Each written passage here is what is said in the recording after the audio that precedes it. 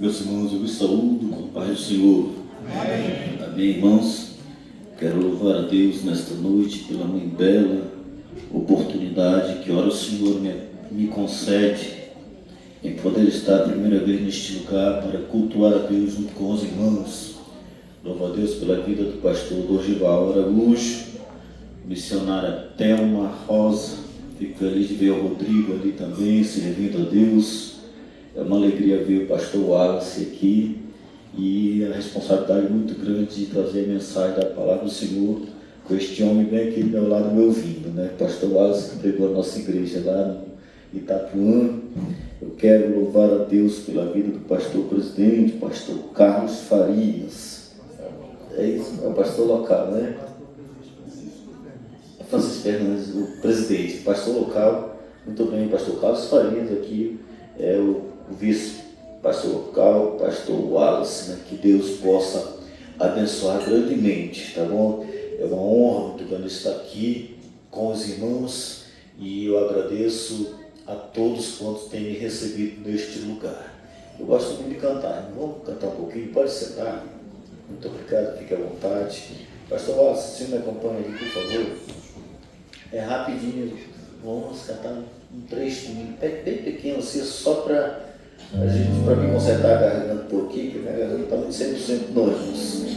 Eu quero aproveitar este momento e vou passar também daqui a pouco, no final do culto, um pedido de oração, irmãos, aqui, do seu Antônio, a dona Vanessa e acredito que dona Gabriela também. Eu conversei com o seu Antônio vindo de Itapuã para cá no Uber. E ele viu que eu era crente, chegou aqui na porta e pediu oração. E eu vou deixar aqui pedir oração para a igreja. Tá bom? A gente passa, a gente tem de ministrar a palavra do Senhor. E louvar o nosso sustenido menor. Por tua morte lá na cruz, Jesus, te adorarei. Você deu nosso Senhor, por tua morte lá na cruz, Jesus, te adorarei, por teu sangue derramado, pelo véu que foi rasgado, te adorarei.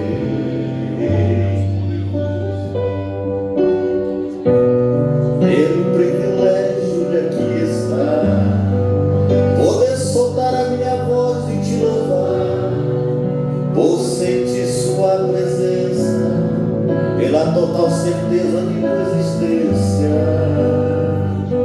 te adorarei. Pelo Santo Espírito que habita em mim, por teu grande amor que não tem fim, cante, te adorarei, por me inspirar na letra da canção, por cantar agora e sentir a tua unção, te adorarei.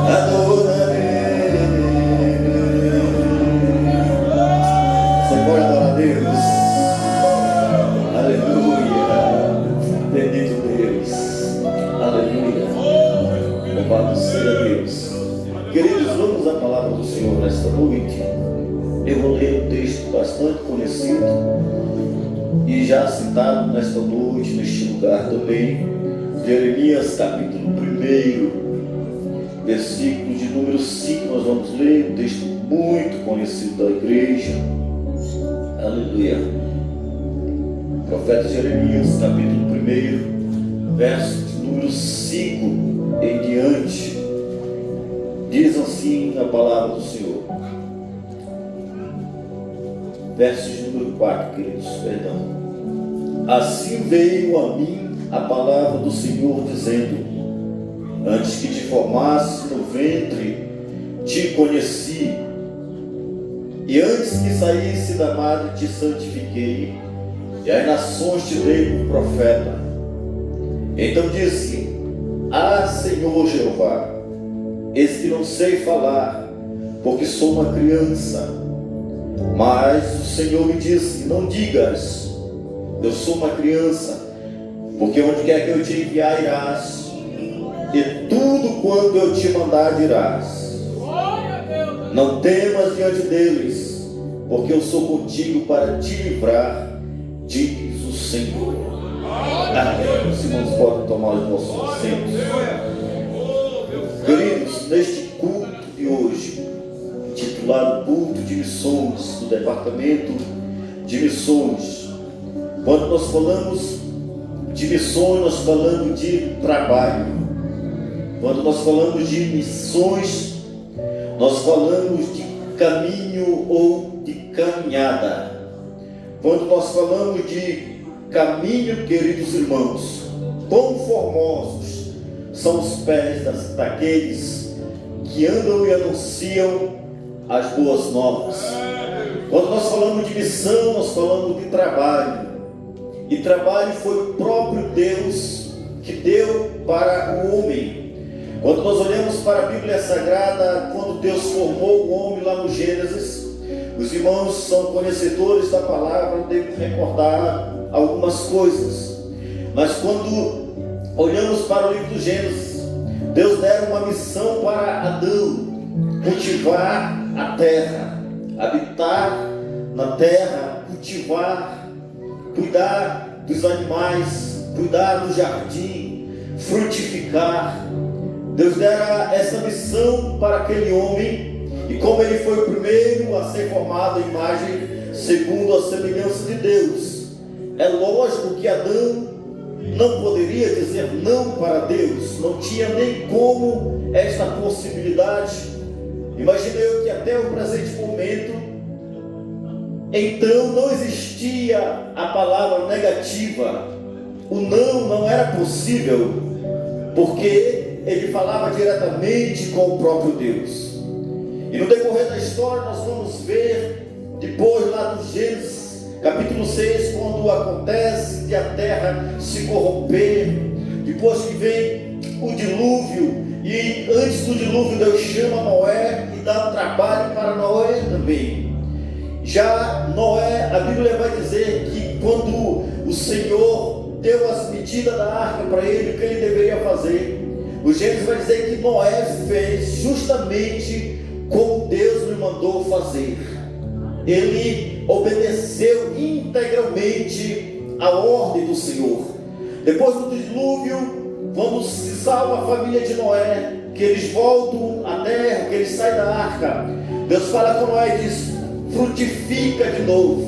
Ele dá outra missão para Noé e frutificar a terra. E Noé foi fazer da maneira como Deus dissera para ele. E nós sabemos na história, no decorrer da história, que o povo escolhido de Deus, o povo de Israel, desviou da presença de Deus, das vontades de Deus, começou a não obedecer.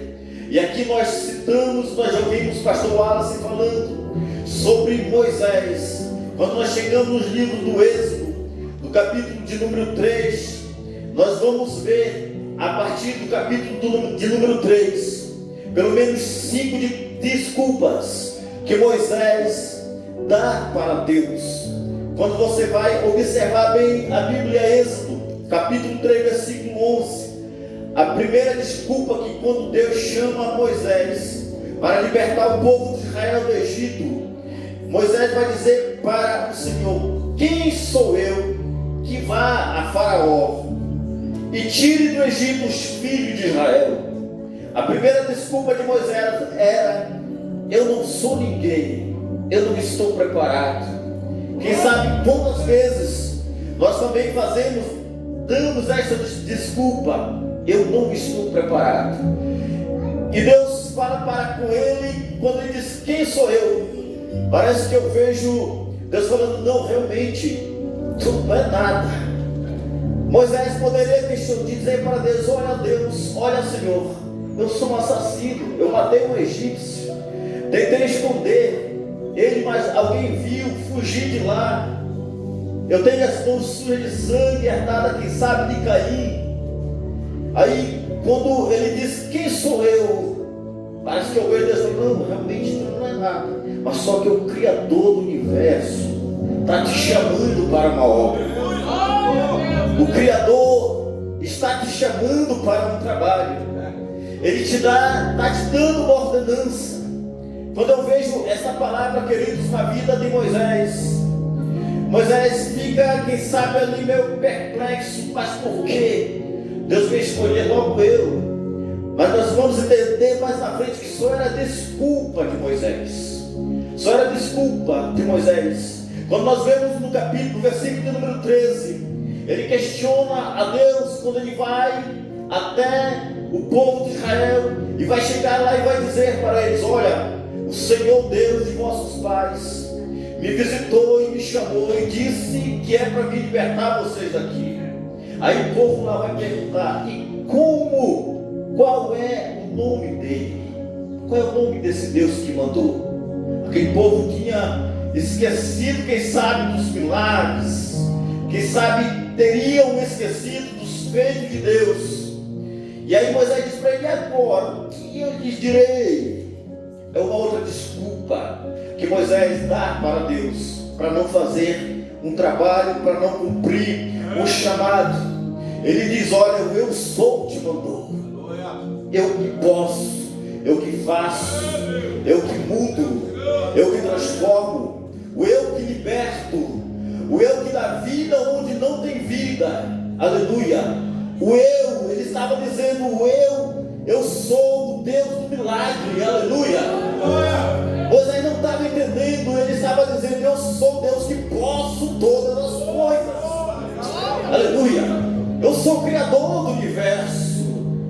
Não foi ninguém mais, ninguém menos do que o Todo-Poderoso que chamou ele. Quando nós vamos ver no capítulo de número 4, versículo de número 1, Moisés, naquele diálogo para com Deus, ele diz para o Senhor: olha, depois que Moisés começa a explicar tudo sobre Israel, sobre a nação, sobre como chegaram ali, no capítulo de número 4, versículo 1, Moisés vai dizer para Deus: mas eis que não me crerão e nem ouvirão a minha voz, porque dirão: o Senhor não te apareceu. Moisés estava preocupado, ficou preocupado nessa hora aqui, de chegar lá, depois de contar, mesmo de contar todo o relatório. Aí o povo de coração endurecido, assim, está com conversa. Está com conversa. Deus não visitou ele, não. Eles não me crerão. Queridos, quantas vezes nós somos incomodados para pregar para alguém, mas o medo bate. O medo bate. Você fica meio preocupado. Eu vou falar, ele pode julgar os meus pecados, as minhas culpas. Isso são desculpas que usamos. Moisés falando com o próprio Deus. A terceira desculpa é: mas eles não me crerão. O versículo de número 10, ele vai dizer para Deus, quando Deus ainda está conversando com ele, ele diz, capítulo 4, versículo 10, Moisés dá uma outra desculpa para o Senhor, dizendo: ah, Senhor, eu não sou homem eloquente, nem de ontem, nem de anteontem, nem de quando o Senhor falou comigo. Eu sou pesado de língua, eu sou pesado de palavras. Ele estava dizendo: eu não estou preparado. Mas a gente vai entender, quando nós lemos a Bíblia, que isso era a desculpa de Moisés. No livro de Atos, capítulo 7, versículo 22, a Bíblia vai dizer que Moisés ele foi preparado com toda a ciência dos egípcios, e ele era poderoso em palavras, ele era poderoso, ele sabia falar, Algumas linhas teológicas dizem que quando Moisés disse que ele era de palavras pesadas, era que ele não sabia falar em público. Outra diz sim que ele era rústico, poderia falar palavrões. São linhas teológicas somente que levam para esse lado. Mas aí o próprio Deus, nos versículos subsequentes, diz para ele: Moisés, quem foi que fez a boca?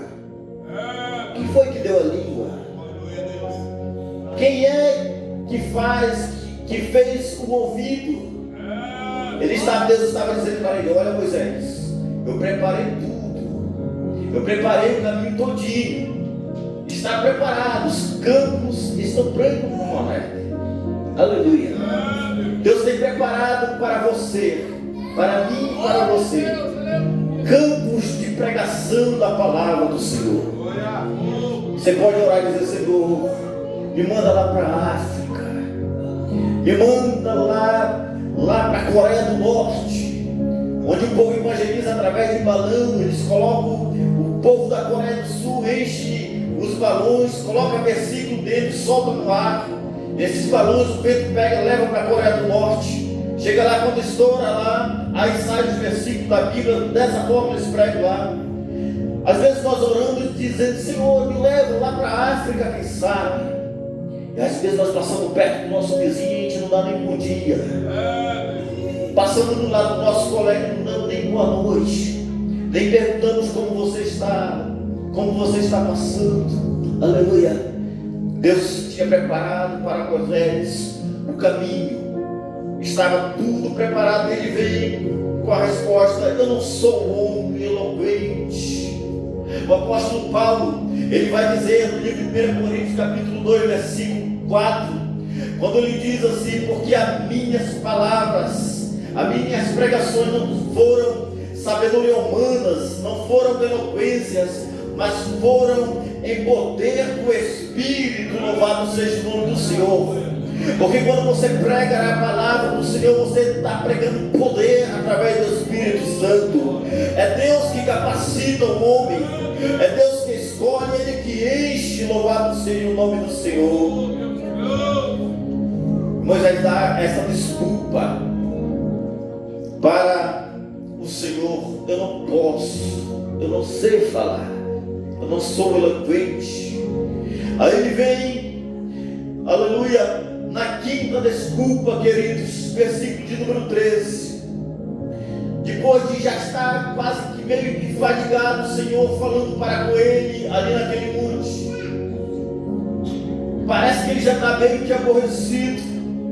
Ele vai dizer: ah, Senhor, envia por mão de quem o Senhor tu há de enviar, menos a mim. Envia quem o Senhor quiser enviar, menos a mim. Irmão, irmã, você já acordou de madrugada para orar, incomodado pelo Espírito Santo? Bateu frio, você virou para o lado e está frio demais. Eu tenho uma notícia para você nessa noite: é Deus te chamando para pregar o Evangelho, é Deus te chamando para te capacitar, é Deus te chamando para te encher. Louvado seja o nome do Senhor. É Ele que chama, é Ele que está de olho na tua vida. Louvado seja Deus. Quando nós vamos, queridos, para o livro de Juízes, no capítulo de número 6, nós vamos ver uma grande desculpa também de Gideão. A Bíblia diz no capítulo de número 6 de Juízes que o povo de Israel começou a fazer o que era mal diante dos olhos de Deus. Por este motivo, Deus entregou a eles 7 anos para os amalequitas, aleluia, e para os midianitas o atormentarem. E o povo de Israel começou a construir as covas, começou a construir as cavernas para se esconderem justamente por causa dos amalequitas. A Bíblia vai dizer que quando o povo de Israel plantava, no período da saga, os amalequitas, aleluia, os midianitas vinham como gafanhotos em multidões e arrasavam tudo, tiravam tudo, e por causa disso o povo de Israel ficava pobre. Os irmãos conhecem a história. Quando Deus manda um anjo para falar com Gideão malhando lagar ali, trabalhando para tentar salvar seus irmãos dos amalequitas e dos midianitas. Quando ele está ali trabalhando, fazendo o trabalho ali específico, e o anjo fala com ele ali. Ele diz: vai nessa tua força, varão valoroso. Eu tenho visto o clamor do meu povo. O povo começou a clamar. Queridos, quando o povo de Deus clama, a coisa muda, é diferente. Quando o povo de Deus começa a clamar a Deus, Ele dos altos céus, Ele ouve o clamor dos seus filhos. Louvado seja o nome do Senhor. E aí Gideão diz: ah, Senhor, mas se o Senhor está conosco, por que tanta luta? Por que tanta prova, Senhor, se o Senhor está conosco? Aí Deus fala para com ele, o anjo fala para com ele, que ele seria o escolhido para libertar o povo. Aí Gideão dá pelo menos 2 desculpas para o anjo naquele dia. E fala: eu vou libertar como? Se eu sou menor, a minha família é a mais pobre de Manassés. Ele estava dizendo: não, eu não tenho influência nenhuma. Eu não tenho influência nenhuma no governo. Eu não tenho influência nenhuma na minha cidade. Ah, Deus, como eu vou livrar? Minha família é menor e mais pobre. Aí ele vem com a segunda desculpa: e eu sou menor da casa do meu pai. Eu sou menor. Ah, queridos, quando Deus escolhe, não tem que ser menor. Ele não quer saber se você sabe falar. Ele não quer saber se você sabe, aleluia, se expressar, ou até mesmo se você sabe ler. Ele vai dizer o que ele disse para Jeremias: não, eu serei com tua boca. Aleluia, eu coloquei a palavra na tua boca. Louvado seja o nome do Senhor. Aleluia, aleluia. Quando eu olho para a Bíblia, queridos, é interessante. Quando nós olhamos para Jonas dando desculpa para não pregar na grande cidade de Nínive. Há um diálogo no livro de Jonas, capítulo 1, do 1 ao 3, entre o 2 e o 3. Algumas coisas ele diz que não são reveladas e vai ser revelada somente no 4. A Bíblia diz que quando Deus chama o profeta para ir pregar na grande cidade, naquela cidade terrível, quando Deus chama ele para pregar ali, os irmãos sabem a história, ele foge, se prepara para fugir para longe, mas ele tinha um motivo. Nós vamos ver que o motivo estava no capítulo de número 4 e o versículo de número 1, depois que capítulo de número 3, do 1, do 4, do 2 e do 3, depois que Jonas pregar em Nínive, depois de toda aquela trajetória, depois que ele prega lá em Nínive, depois de tudo aquilo que aconteceu, a Bíblia vai dizer: e orou o Senhor e disse: ah, Senhor, não foi isso o que eu disse estando ainda na minha terra? Por isso me preveni, fugindo para Tarsis, pois sabia que o Senhor é Deus piedoso, o Senhor é misericordioso, o Senhor é longânimo, grande em benignidade, e te arrependes do mal. Sabe por que Jonas fugiu? Porque ele sabia que Deus poderia perdoar aquela nação, e ele resolveu fugir, mas Deus foi lá e pegou ele. A gente sabe a história. Louvado seja o nome do Senhor, aleluia. E quando nós chegamos agora, queridos, em Jeremias capítulo 1, ao qual nós lemos, nós vamos ver, amados irmãos, algumas coisas ali, quando Deus fala com o profeta Jeremias.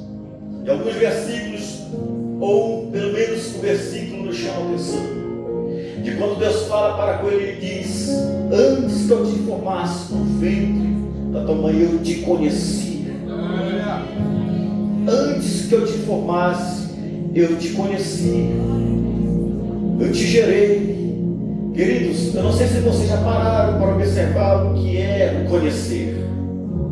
O conhecer, queridos irmãos, é uma mãe que conhece a criança ainda na concepção, quando está ali pelo menos às 10 semanas, mais ou menos, ou antes que a mãe comece a sentir as contrações, já começa a conhecer aquela criança.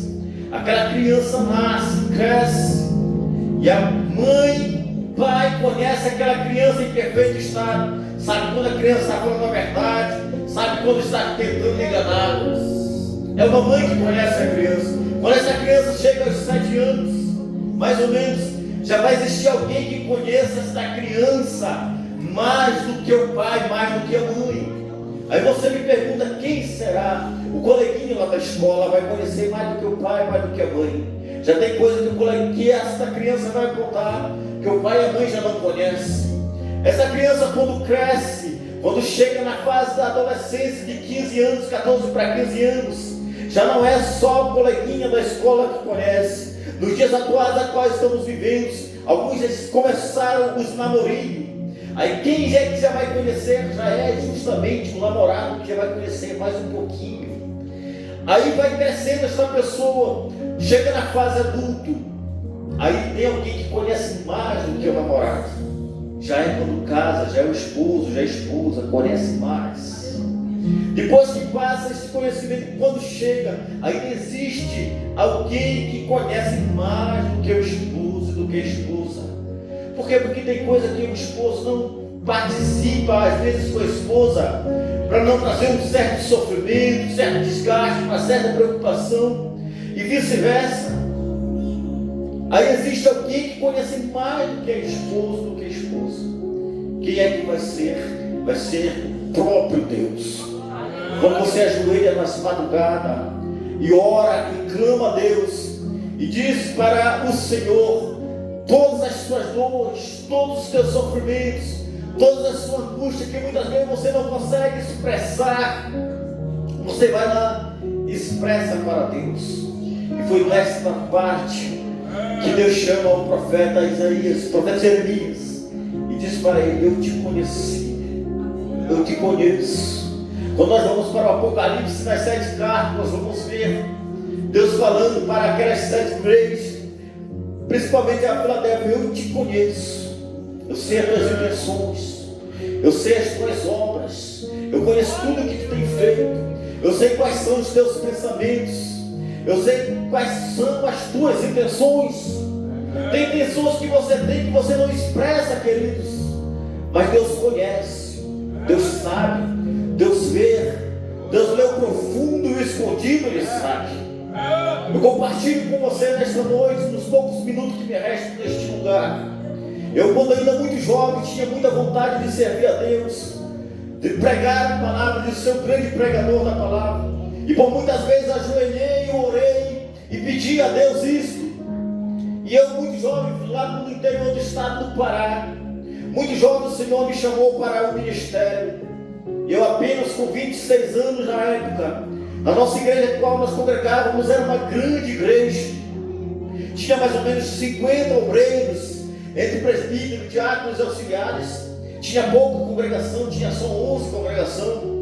E Deus me agraciou e me deu uma congregação para me trabalhar. Eu era dirigente de uma congregação com 26 anos, bastante novo, com uma filha só,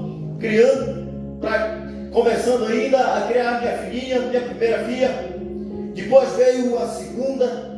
Mas quando foi um dia, eu cansei de fazer a obra, porque fazer a obra cansa, queridos.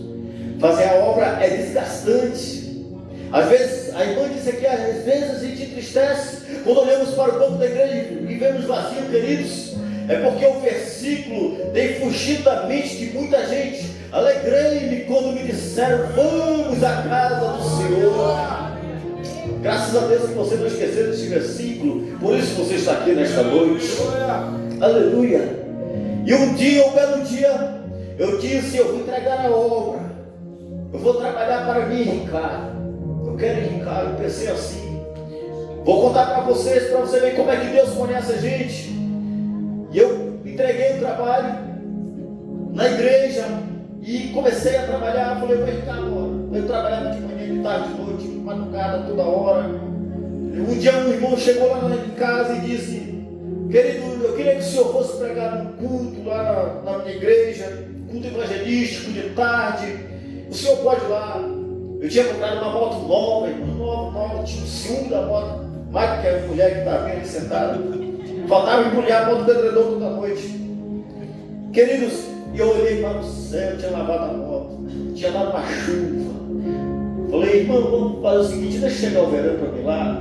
Estava importante, eu estava me achando importante, porque o irmão tinha me convidado para pregar, estava me achando muito importante.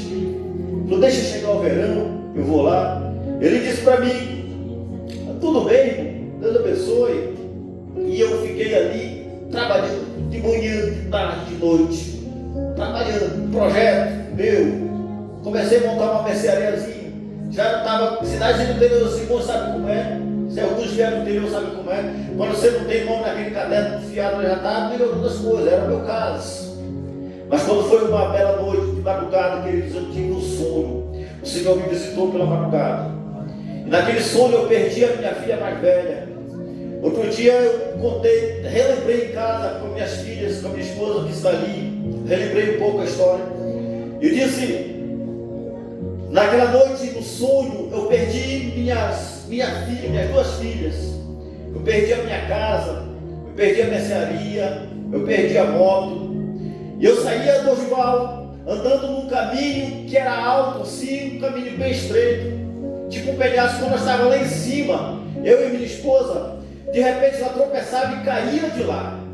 Quando ela caía, eu gritava muito alto. E quando eu gritava, eu me assustei e acordei desesperado.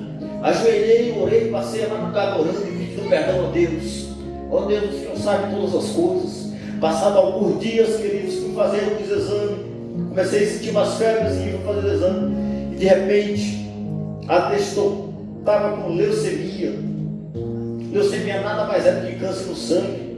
Eu dizia para a minha irmã, quando a gente descobriu, dizia: se eu tivesse câncer no dedo, corta o dedo, que aí resolve, quem sabe. Se tiver câncer no coração, sei lá, em algum lugar, faz um transplante aí, resolve. Se tiver câncer no pé, corta o pé e resolve. Mas câncer no sangue. Aí eu olhava, queridos, para a moto, para a mercearia, para o trabalho, para o dinheiro, para a família. E olhava para a obra de Deus também. Estava negligenciando. Queridos, a luta foi grande, a luta foi tremenda. Para adiantar, queridos, essa minha experiência que eu tive e tenho para compartilhar com os irmãos nessa noite. As portas se fecharam naquele estado para mim, não pude fazer tratamento lá. As portas vieram se abrir em Brasília, eu vim sozinho para cá. Família ficou lá, isso em 2012. No dia do meu aniversário, setembro de 2012, dia 1º de setembro de 2012, passei o aniversário em casa. 2 colegas chegou me ver, estava pesando mais ou menos 53 quilos, 50 quilos. Só passei o aniversário em casa. Noite, meu irmão, que é o pastor André, que já pregou aqui de manhã, me levou para o hospital na madrugada, me colocou numa maca lá, me empurrou para dentro daquele hospital, ali no HUB. Queridos, aí eu fui ver o que é luta, o que é negligenciar a obra de Deus. Aí eu fui ver o que é quando Deus chama a gente para orar no círculo de oração e a gente não vem. Aí eu fui ver quando Deus chama a gente para a gente louvar Ele e a gente não quer. Aí eu fui ver quando Deus nos chama e diz: eu te escolhi, e você começa a dar desculpa: não, eu não, manda outro, Senhor, eu não, meu Senhor. Ah, queridos, eu fui, fiquei dentro daquele hospital HUB. Teve um dia de manhã, queridos, de manhã Eu só olhava pessoas com câncer no olho, câncer na mão, câncer na garganta, câncer no osso. Gente sentindo dor de tudo quanto era jeito. Estava numa sala onde a gente não via o sol durante o dia. Naquele dia eu passei um dia chorando, queridos. Eu passei um dia entristecido. Quando foi a noite, mais 9 horas da noite, o Senhor falou comigo por telefone. Vocês já ouviram Deus falar por telefone? Pois Deus fala. Só não vai ligar o telefone aí agora, quem vai falar não. Agora quem está falando sou eu aqui, através da palavra. Aleluia. Naquela noite, era mais 9 horas da noite, eu liguei para minha irmã no Pará. Ela falou: nós saímos do culto e tem uma irmã aqui que quer falar contigo. Queridos, e ela passou para a irmã no telefone. Quando ela passou para a irmã, já não era a irmã que falava, já era o próprio Deus falando no telefone. E aí o Senhor começou a falar comigo: por que tu choras? Aí ele disse: eu te conheci, eu te conheço. Eu sei de onde tu veio, eu sei o que tu está fazendo aqui. Quando ela falava aquelas palavras no coração, começava a arder, eu sentia uma quentura por dentro, era o próprio Deus falando comigo. Aleluia. Deus nos conhece, querido, Deus nos conhece. Teu esposo pode até não te conhecer, teu pai pode não te conhecer, teu filho pode não te conhecer, mas Deus nos conhece. Aleluia. Aleluia. Os poucos minutos que me faltam, que me restam aqui, já estou concluindo, queridos. Um dia eu estava no leito lá, passei 15 dias internado. Do meu lado direito tinha um senhor que, quando ele levantava, a doença dele, o corpo dele descascava tudo. E onde ele andava, ficava certinho o caminho, tipo escama. Era do meu lado direito. Do meu lado esquerdo tinha um rapaz com 30 anos com leucemia aguda. Vomitava de manhã, de tarde, bola de sangue dentro da lixeira. E eu ali, 3 leitos, eu sempre acompanhante, sozinho ali. Amanhecia domingo na escola dominical, um domingo amanheceu.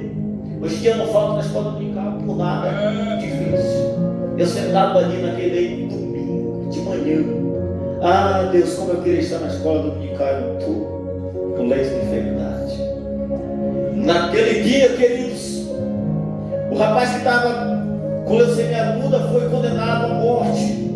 O médico chegou com ele e disse: olha, isso aqui tem 3 dias aí, chama a família se quer ver, filho, porque a leucemia aguda, não sei se tem algum estudante de medicina aqui, mas a leucemia aguda ela mata em 7 dias, 7, 8 dias, se não tiver transplante mata, não tem jeito, é rápido, se não tiver transplante com a medula compatível. A leucemia que me atingiu foi a mieloide crônica, mas eu não conhecia nada sobre isso. E naquele dia, queridos irmãos, depois que aquele rapaz foi desenganado de manhã, minha irmã entrou no hospital e pediu para a enfermeira e disse: você pode tirar eles daqui, porque meu irmão vai ver ele morrer aqui, ele está com leucemia também. Aí já viu a situação. Entrou lá naquele hospital, queridos, uma irmãzinha baixinha, toda baixinha da atrevida. Minha esposa é baixinha, mas não parece ser bem. Irmã baixinha, cabelo amarrado no coque, assim, sabe como é? Irmão, não é bullying não que eu estou falando, pelo amor de Deus, tá? Os irmãos estão me entendendo? O saião, quando ela entrou, ela passou pelo senhor que estava do meu lado direito, olhou para ele, passou por mim, olhou para mim, foi embora no leito do rapaz que estava desenganado. Era uma irmã da Deus e Amor. Ela chegou lá com ele e disse: meu filho, você já foi a alguma igreja? Ele falou: nunca. Tinha 30 anos, nunca tinha ido em igreja nenhuma, nem católica, nem evangélica, nem judia, nada. Ela falou: pois bem, meu filho, eu vim aqui que o Senhor me mandou, eu vim aqui, eu vou orar por ti e tu vai ser curado. Quando eu ouvi aquela irmã falar, eu falei: pô, chegou minha bênção, eu vou ser curado também. Não é possível. Esse de um homem que nunca foi na igreja. A gente fala logo assim: Deus mandou, viu ele bem aqui, mandou, não é possível que eu não vou ser curado. Eu já fui dirigente, já preguei, já canegava, já expulsei demônio, já consagrei, já visitei, fiz tanta coisa. E a irmã orou lá e disse para ele: eu vou orar por ti, Deus vai te levantar bem daqui. Ele vai te curar, tu vai entrar numa igreja, tu vai testemunhar. E aí ela orou, fiz uma oração simples, básica oração. Pôs a mão, orou. foi embora, tomou as costas e foi embora. Irmão, do jeito que ela entrou, ela saiu, só me olhou e foi embora. Falei, aí quase eu falo com aquele artista que tem lá, que os irmãos sabem que é, que você tem, morreu. Falei, acabou, falei, Deus, não tem jeito não tem jeito não. O Senhor está de marcação comigo, não é possível. Ai, irmãos, mas Deus nos conhece. O tempo passou, eu saí dali daquele leito do hospital, estou aqui para a glória de Deus, testemunhando. Só para me concluir isso, passado um mês mais ou menos, voltei no hospital para ir fazer alguns exames. Lá no Macaubê, quando eu vou entrar no hospital, quem eu vejo que vem andando em minha direção? O rapaz. O rapaz que estava condenado à morte, a irmã foi lá, orou por ele, Deus curou ele. Olhei para ele e falei, como é que você está, meu filho? Estou bem. E você? Eu também estou muito bem, é Deus. Aleluia. Quantas pessoas não estão precisando de uma palavra do rival? Quantas pessoas não estão precisando de uma palavra de vitória, de bênção, de milagre, de cura? E a gente começa a dar desculpa, eu não sei falar, eu não posso, eles não vão me entender. Ah, queridos, eu vim aqui nesta noite para dizer para você que os campos estão brancos como a neve. Estão preparados para você pegar na casa, no trabalho. Aleluia. Fica de pé comigo nesta noite. Eu peço permissão do meu querido pastor só para louvar Deus com ele, junto com os irmãos. Sabe o que é medo quando você tem medo? Aleluia, mas Deus te conhece. Aleluia.